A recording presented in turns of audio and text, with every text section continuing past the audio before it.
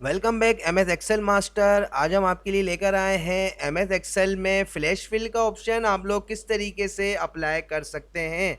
जैसे कि अगर आप लोग कोई रिपोर्ट कोई सॉफ्टवेयर वगैरह से डाउनलोड करते हैं तो यहाँ पर आप लोगों को कुछ इस तरीके की रिपोर्ट मिलती है एक्सपोर्ट होकर, जिसमें आप लोग यहाँ देख सकते हैं कि यहाँ पर कुछ कोड आपके पास शो हो रहे हैं एक ही सेल के अंदर, और यहाँ पर नेम शो हो रहा है, यहाँ पे बीच में कुछ सिटी भी आ जाता है और यहाँ पर कुछ डॉलर में अमाउंट आ रही है। तो यहाँ पर हमने कुछ इन चीज़ों को अलग अलग करके डिफाइन करने की कोशिश करी है। जैसे कि ये प्रोडक्ट कोड हो गया, यहाँ एम्प्लॉय नेम आ गया और यहाँ सिटी नेम आ गया और यहाँ सेल अमाउंट आ गई है जो कि इन डॉलर में आपको यहाँ नज़र आ रही है। अब ये अमाउंट तो सारी सिंपली सब एक ही सेल के अंदर मौजूद है। आपको ये अमाउंट करनी है सब अलग अलग सेल में, प्रोडक्ट कोड यहाँ लाने हैं, यहाँ पर आपको एम्प्लॉय नेम लेकर आना है और यहाँ पर आपको सिटी नेम लेकर आने हैं। यहाँ पर कुछ अमाउंट जो है डॉलर में वो आपको यहाँ लानी है।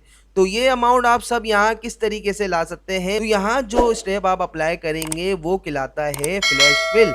यहाँ आप वन बाय वन कुछ इस तरीके से सारा डेटा टाइप करने तो नहीं बैठेंगे ना, तो आप यहाँ पर क्या करेंगे, आप यहाँ फ्लैश फिल अप्लाई करेंगे। तो आपने जस्ट सिंपली क्या करना है, आप जस्ट सिंपली वन टाइम यहाँ पर इस रो को या अलग अलग करके डिफाइन कर दें। जैसे कि मैं यहाँ कर देता हूँ 5001, ठीक है, और यहाँ मैं एम्प्लॉय नेम जो है शारिक वो यहाँ टाइप कर देता हूँ। कोशिश करें कि ये जिस तरीके से यहाँ स्मॉल कैप एबीसीडी में लिखा हुआ है तो वही अप्लाई कर दें। इससे तो हम बाद में भी फार्मूले के थ्रू चेंज कर देंगे। फ्लैश फिल बहुत ही ज़्यादा नाजुक एक स्टेप होता है, इसमें हर चीज़ का ख्याल लाजमी रखा जाए कि इसमें कोई भी नाजुक से नाजुक गलती आप लोग ना करें। जैसे कि अब यहाँ पर एम्प्लॉय नेम लिखना है तो यहाँ पर एम्प्लॉय नेम हम यहाँ टाइप कर देते हैं, फिर यहाँ देन सिटी नेम टाइप कर देते हैं कराची, ठीक है, और देन यहाँ पर सेल अमाउंट जो है कुछ इन डॉलर में है तो यहाँ हम डॉलर का साइन अप्लाई कर 3423 इसकी अमाउंट लिख देते हैं। अब आपको यहाँ क्या करना है, अब आप यहाँ आकर जस्ट सिंपली आपने अप्लाई करना है कंट्रोल की के साथ ई की जो की है कीबोर्ड से वो अप्लाई करनी है। तो आप यहाँ देख सकते हैं कि किस तरीके से आपके सारे जो कोड्स थे वो अलग होकर यहाँ आ गए हैं। अब इसी तरीके से हम यहाँ पर भी कंट्रोल के साथ ई की अप्लाई करते हैं तो यहाँ पर हमारे जो नाम थे सारे, जैसे कि आप यहाँ देख सकते हैं शारिक, सलमान, शेरोज, काशिफ, ये सब नाम जो थे यहाँ पर अलग अलग आ गए हैं। अब इसी तरीके से यहाँ पर भी आकर आप कंट्रोल के साथ ई की टाइप करते हैं तो यहाँ पर सिटी नेम भी आपके सब अलग होकर आ गए हैं। देन यहाँ पर लास्ट हमारा स्टेप है कि अमाउंट हमें अलग करनी है। तो यहाँ पर जब आप कंट्रोल के साथ ई की अप्लाई करते हैं तो यहाँ पर थोड़े से मसले मसाइल हो गए हैं। उसकी वजह यहाँ क्या होगी कि यहाँ पर डॉलर का साइन लगा हुआ है, क्योंकि यहाँ पर तो सब जगह एक नंबर्स थे और यहाँ पर अल्फ़ाबेटिकल यहाँ पर आपकी एबीसीडी वगैरह के वर्ड्स थे। तो यहाँ पर आपके सिंबल्स हो गए और यहाँ पर अमाउंट हो गई, जिसकी वजह से यहाँ हो गया है थोड़ा सा मसला।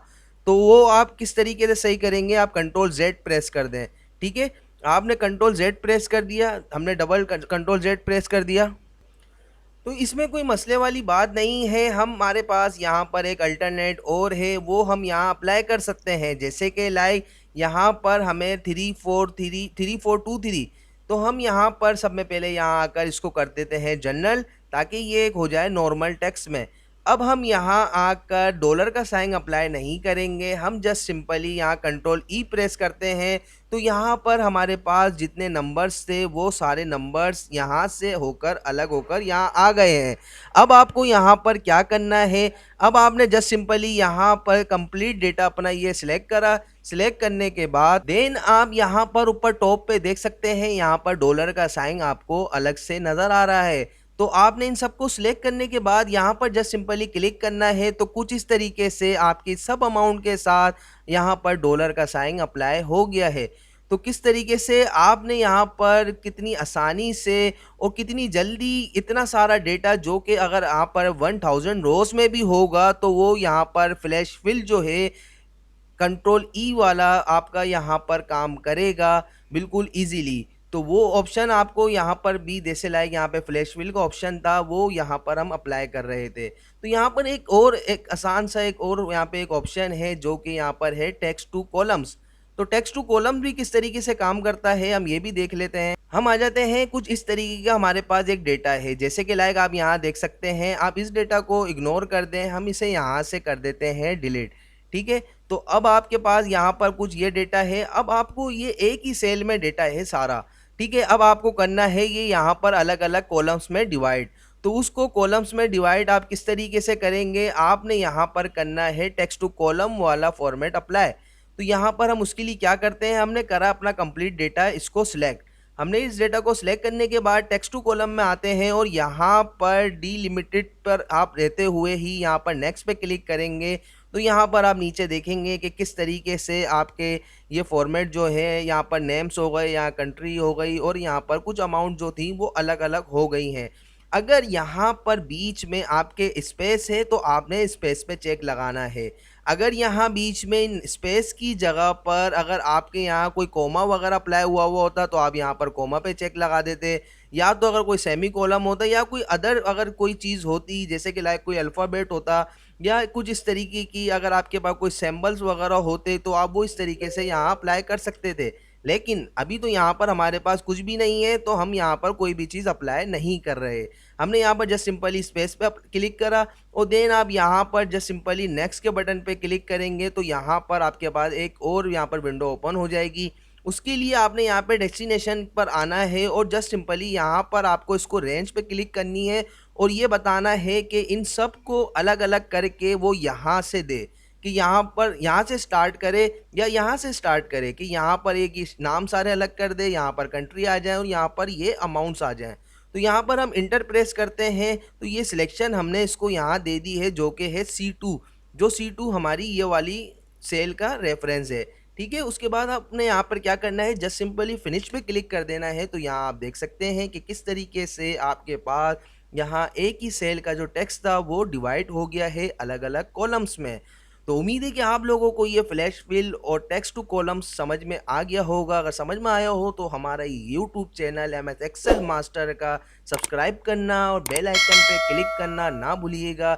यहाँ पर आप लोग देख सकते हैं कि यहाँ पे काफ़ी ज़्यादा ऐसे लेसन्स हैं जो कि आप लोगों की काफ़ी मदद कर सकते हैं काम में, जिनका इस्तेमाल कर कर यहाँ प्लेलिस्ट आप वॉच कर कर आप देख सकते हैं कि आप बहुत अच्छे एक्सेल यूज़र बन सकते हैं, MS पावर पॉइंट के यूज़र बन सकते हैं। यहाँ पर ये अगर कंप्लीट प्ले लिस्ट आप अगर वॉच कर लेते हैं MS वर्ड की यूज़र बहुत अच्छे तरीके से आप बन सकते हैं। पावर पॉइंट यहाँ पर आप देख सकते हैं कंप्लीट प्ले लिस्ट, और यहाँ पर कुछ एडवांस लेवल के लेसन्स हैं जिन्हें वॉच कर कर आप एक बहुत बड़े एक्सपर्ट बन सकते हैं।